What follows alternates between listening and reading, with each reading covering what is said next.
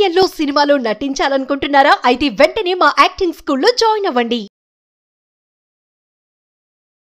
నమస్తే, welcome to Suman TV. ప్రస్తుతం మనతో పాటు ఉన్నారు family counsellor, motivational speaker and public speaker Rajani Rama గారు.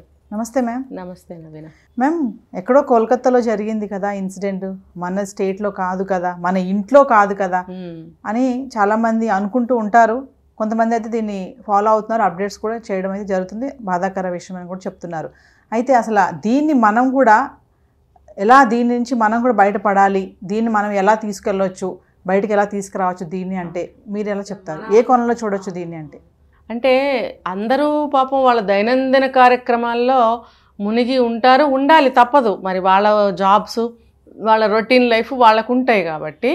కానీ మనసులో ప్రతి ఒక్కళ్ళకి ఇది నిత్యం మెదులుతూనే ఉంది. ఖచ్చితంగా తింటున్నా, తాగుతున్నా, తిరుగుతున్నా, ఆ రోజుకు గడుపుతున్నా కూడా ప్రతి ఒక్కళ్ళ మైండ్లో ఈ కేసు ఏమవుతుందా, ఎవరిద్దరు కలిసినా కూడా ఇదే మాట్లాడుకుంటున్నారు. మాట్లాడుకోవాలి కూడా. అంటే మాట్లాడుకుంటే ఏం జరుగుతుంది, ఈవిడ ఇలా చెప్తున్నారా అని అనుకోకూడదు.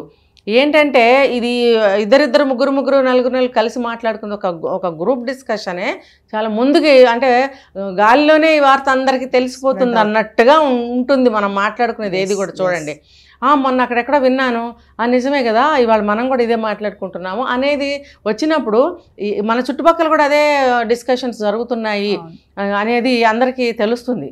అయితే ఇది ప్రతి రాష్ట్రంలో కూడా, ప్రతి చోట కూడా, ఇండియాలో ఏంటి, మన పాకిస్తాన్ కానీ, కెనడా కానీ, వేరు కంట్రీస్లో నుంచి కూడా ఈ నిరసన అనేది వ్యక్తం చేస్తున్నారు.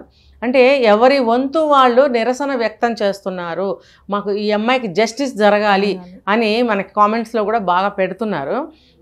అయితే ఇది మనకి ఈ యొక్క వీడియోస్ ఛానల్ పరంగానే తెలుస్తుంది, కానీ బయట మనకి ఏం జరుగుతుంది, ఎలా మనం రియాక్ట్ అవుతున్నాం, మనం ఏం చేస్తున్నాము అనేది ఇంకా లేదు. అయితే ఇప్పుడు మనం ఒకటి విన్నాము, మాధవీలత గారు ఒక అభయ మిషన్ స్టార్ట్ చేద్దాం మనం అని. ఇది చాలా చాలా అప్రిషియేట్ చేయదగ్గ పరిణామం. నాకు చాలా బాగా నచ్చింది. మనం ఏంటంటే మనం ప్రతి ఒక్క చోట కూడా, ఇప్పుడు ప్రతి చోట ఈ మహిళా సంఘాలు ఉంటున్నాయి, లేకపోతే ప్రతి కాలనీకి ఒక గ్రూప్స్ ఉంటున్నాయి, రకరకాల గ్రూప్స్లో మనం షేర్ చేసుకున్నా కూడా ఏ విధంగానైనా సరే మనం దీన్ని ముందుకు తీసుకెళ్ళాలి. ఈ అభయ మిషన్ అనేది ఎలా అంటే ఈ మనం నిరసన వ్యక్తం చేయటం, ఉద్యమాల్లాగా. అంటే చేయగలిగిన వాళ్ళు రోడ్డెక్కి ఉద్యమాలు చేయొచ్చు, ఒక కాలేజెస్ తరఫు నుంచి కానీ, ఒక డిపార్ట్మెంట్స్ ఏదైనా కానీ. ఈ లేడీస్ తరఫు నుంచి కూడా వాళ్ళదైనటువంటి స్టైల్లో నిరసన వ్యక్తం చేయొచ్చు. మొన్న చూడండి, నెక్లెస్ రోడ్ దగ్గర అక్కడ కూడా లేడీస్ కొంతమంది క్యాండిల్ వాక్ చేశారు, అందులోకి మేము కూడా వెళ్ళాం. అయితే ఇలాంటి నిరసనలు వ్యక్తం చేస్తే ఏమవుతుందంటే అది మొత్తం కూడా మన సెంట్రల్కి వెళ్ళిపోతుంది, అన్ని స్టేట్స్కి వెళతాయి. అంటే ఈ కేసులో వాడిని వదిలిపెట్టద్దు, ఎవరైతే ఈ నేరాలు చేస్తారో వాళ్ళని వదిలిపెట్టడానికి వీలు లేదు అనేటువంటి నిరసన మేము చేస్తున్నాము. వాడిని తీవ్రమైన కఠినమైనటువంటి శిక్ష వేసే వరకు మేము వదలము అనేటువంటి నిరసన మేము చేస్తున్నామని వాళ్ళకి తెలియజేయటం. అంటే మనం ఇక్కడి నుంచి న్యాయ పోరాటం, అంటే ఒక పాత్ర కింద నిప్పు పెడితే నీళ్ళు ఎలా అయితే పొంగుతాయో ఆ వేడి, ఆ పొంగు అనేది చల్లారకుండా అన్ని ప్లేసుల్లో నుంచి కూడా ఇటువంటి నిరసనలు వ్యక్తం చేయటం అనేదే ఈ అభయ మిషన్ అనేది అనమాట. మనం ఏదో అనేసుకుని కూర్చోకుండా కాస్త దీన్ని కామెంట్స్ రూపంలోనే కానీ, ఎక్కడైనా వాళ్ళ కాలనీస్లో కానీ, వాళ్ళ మహిళా సంఘాలు ఉంటే అవి కానీ, ఆఫీసులు కానీ, కాలేజెస్ కానీ, ఎక్కడైనా సరే వీలైనప్పుడల్లా ఈ వారంలో 2-3 సార్లు అనుకోండి, లేకపోతే ఒక వారానికి ఒకసారి వాళ్ళకి వీలైనట్టు చదువులకి అంతరాయం కలగకుండా ఒక రోజు 1 గంట పెట్టి నిరసన వ్యక్తం చేస్తే మనం ఇవన్నీ కూడా అక్కడికి వెళ్తాయి, సెంట్రల్కి వెళ్తాయి, అన్ని స్టేట్లకి చేరతాయి.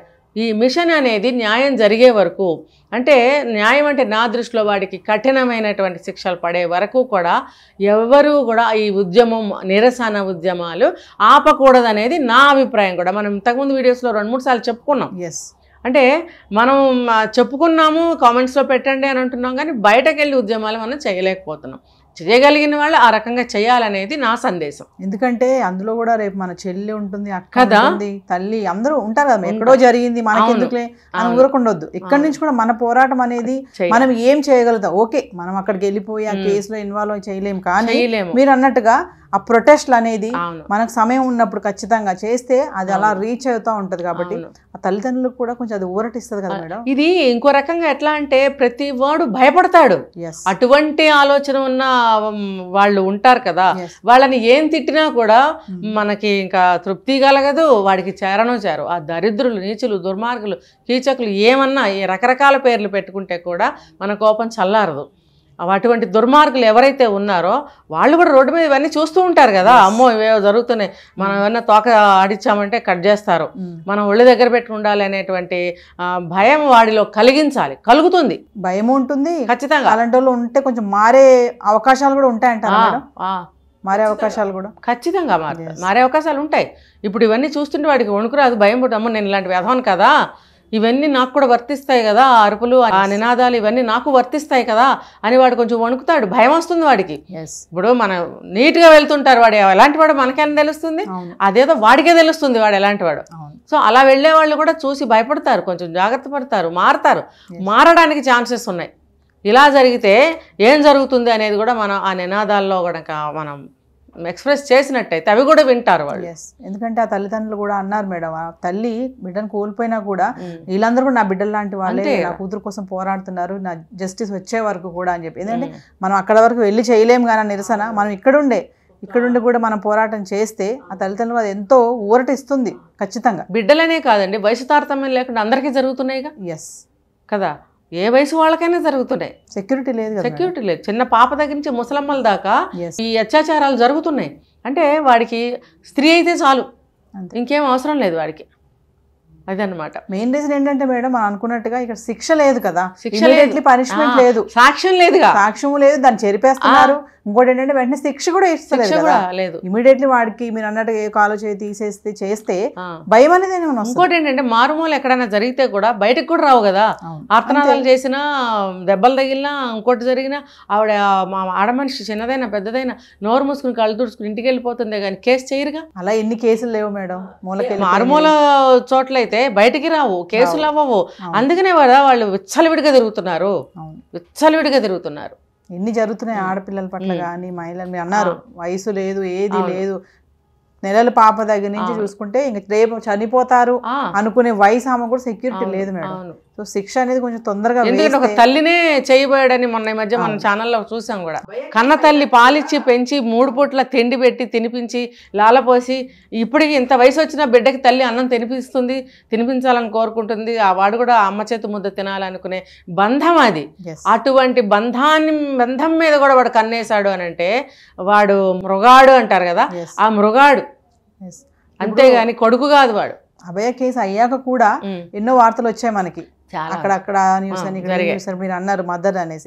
సో అంటే ఓవరాల్ గా మేడం ఈ వీడియోతో మహిళలకి మీరు ఏం చెప్తారు అసలు?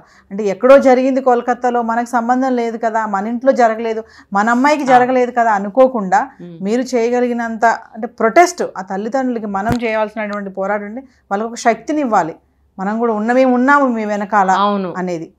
అంతే కదా.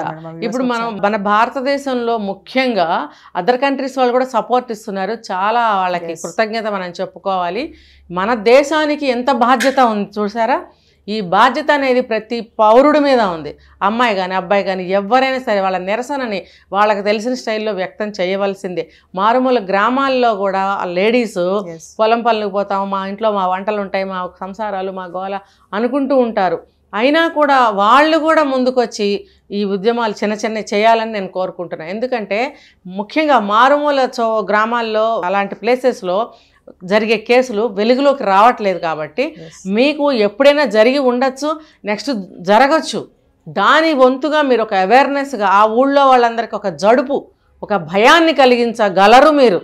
స్త్రీ శక్తి చాలా పెద్దది, నారీ శక్తి అంటారు కదా, ఆ శక్తిని మీరు ప్రతి ఊర్లో చూపించండి. మీ ఏరియాలు ఉంటాయి, చిన్న ఊరైనా సరే ఏరియాస్ ఉంటాయి, ఆ ఏరియాల్లో మీరు 10 మందిని 20 మందిని కూడగట్టుకుని 4 అరుపులు అరిచిన ఆ గల్లీలో ఉన్న ఈ చండాలపు నీచపులు మగవాళ్ళు ఎవరైతే ఉంటారో వాళ్ళందరూ కనీసం ఆ వీధి వరకైనా వాళ్ళు జాగ్రత్తగా ఉంటారు. ఏ వీధిలో వాళ్ళు సంబంధించిన వాళ్ళు ఆ వీధిలో కనుక ఇటువంటివి చేస్తే ప్రతి వీధిలోనూ భయం అనేది ఉంటుంది వెధవలకి, భయపడతారు. అలా ఊరంతా కూడా ఒక 10 వీధులు ఉన్నాయనుకోండి, ఆ ఊర్లో 10 వీధుల్లో కూడా ఒక్కొక్కళ్ళు ఒక్కోసారి అప్పుడప్పుడు ఇలా చేస్తూ ఉంటే వాళ్ళు భయపడతారు. ఇంకొకటి ఏంటంటే అలాంటివి జరిగినప్పుడు తిరగబడి బాగా నలుగురిని కూడగట్టుకుని ఒకవేళ జరిగిపోయింది అనుకోండి, తర్వాత అయినా సరే ఇది ఎవరికి చెప్పదులే అన్న ధీమాతో వాడు బాగానే తిరుగుతుంటాడు కాలర్ ఎగరేసుకొని.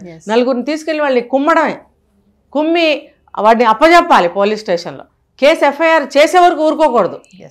కేసు ఎఫ్ఐఆర్ చేయరండి చిన్న ఊళ్ళల్లో. ఈ ఒక్క కేసే కాదు, అనేక రకాలైన కేసులు. మాకు కేసు ఫైల్ చేయండి అని వెళ్తే వాళ్ళు ఏం చెప్తారు, ఎందుకమ్మా ఇవంతా చిన్న మీరు సర్దుకోవాలి, ఎన్ని కేసులు మేము చూడాలి అని నాతో కూడా అన్న సందర్భాలు ఉన్నాయి, సిఐ కానీ ఎస్ఐ కానీ.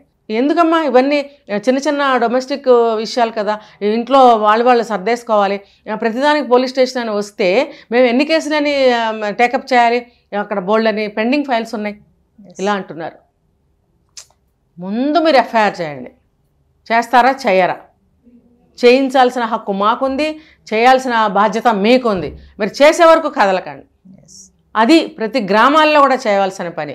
అది స్కూళ్ళల్లో టీచర్లే చేస్తున్నారు, వార్డర్లే చేస్తున్నారు, మరి వాళ్ళ తగ్గ పేరెంట్స్ ఉన్నారు, వాళ్ళు ఊరుకోకూడదు. అసలు వెంటనే అల్లరి చేసి వాళ్ళని ఎఫ్ఐఆర్ ఫైల్ చేయాలి వాళ్ళకి. తర్వాత ప్రతి ఊళ్ళో కూడా ఇలాంటి ఉద్యమాలు చేయటం వల్ల ఆ వెధవలందరూ భయపడి ఆ ఊళ్ళో అటువంటి నేరాలు జరగకుండా ఉంటాయి.